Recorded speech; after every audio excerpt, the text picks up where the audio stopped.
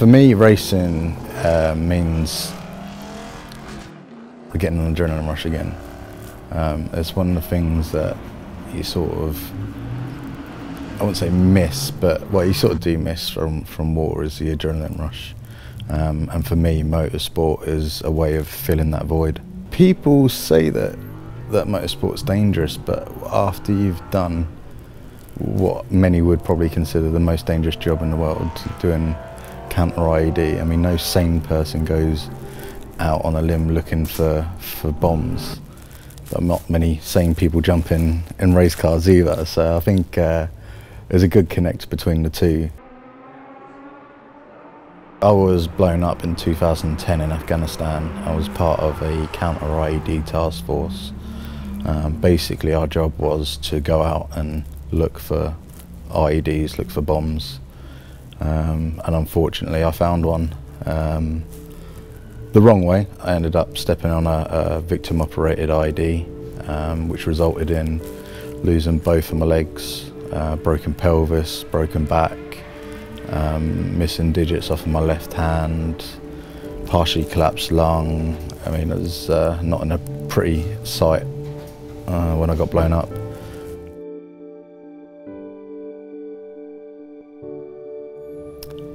It's been a long journey from being blown up to my point in my life now. It's taken me the good part of 7 to 8 years to get this far, and it's not been easy either. I've had a lot of downs, and obviously it's led to real highs like this, which has been pretty rough road.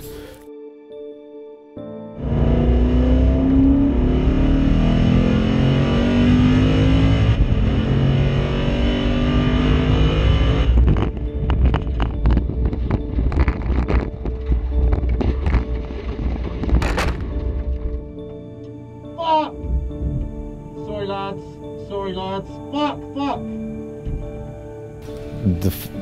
The first thing that flicked through my head wasn't, oh shit, I've crashed the car.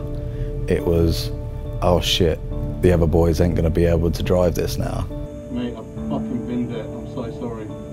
So obviously being a team sport and endurance racing, sharing a vehicle, everyone's got to look after it and everyone's got to make sure that vehicle makes it to the end.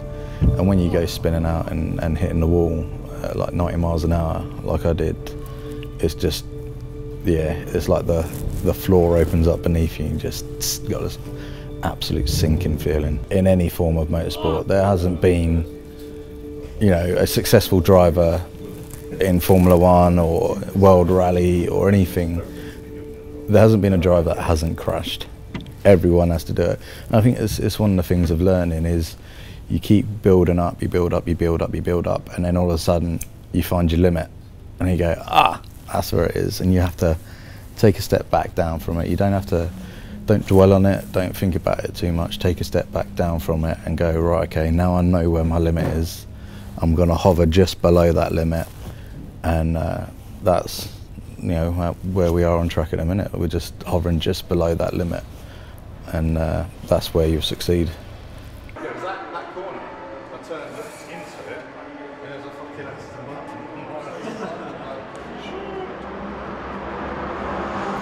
To be part of Team BRIT is brilliant. It's got the camaraderie. We fall about and that in the garage, in the pits, and we have a laugh with each other. But when we need to, put our heads down and do the work in the car, everyone can just switch like that, go from laughing and joking around to right, I'm in the car, the belts are on, I'm gonna concentrate now.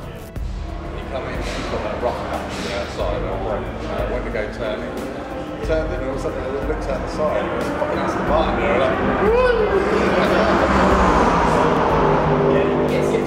there, It's quite interesting because of everyone's disability being different. Obviously we have to tweak the cars to suit everyone. Normally, in a normal team, the most difference is one driver's slightly fatter than the other, or slightly taller than the other, or slightly different shape. So all you have to do is adjust your seat belt, your your pedals or your seat and you're done. 3, 2, 1, go.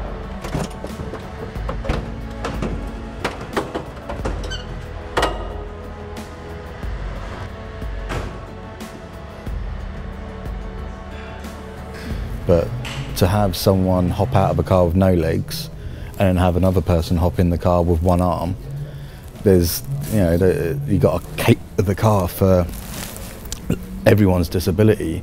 I think that's quite challenging, but the team is coping with it and is dealing with it really well. I think the way we've set things up, and it's also quite interesting the way that we try and match driver changes with other drivers who have not necessarily a similar disability, but maybe use the controls in the car in the same sort of way. So having two people running a car that use the same hand control steering wheel configuration, rather than wasting time taking the steering wheel out and changing it, I think that's quite well. We've got our own way of dealing with it, and it's working.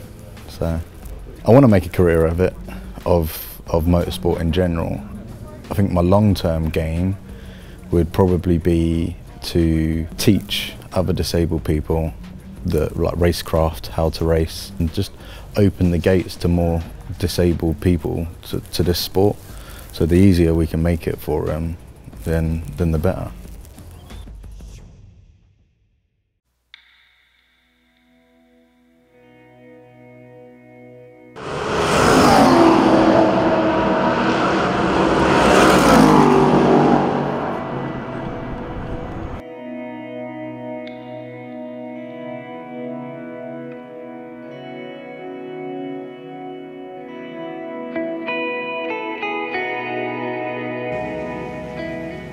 My name's Ashley Hall, I'm 27 years old and I'm a racing driver.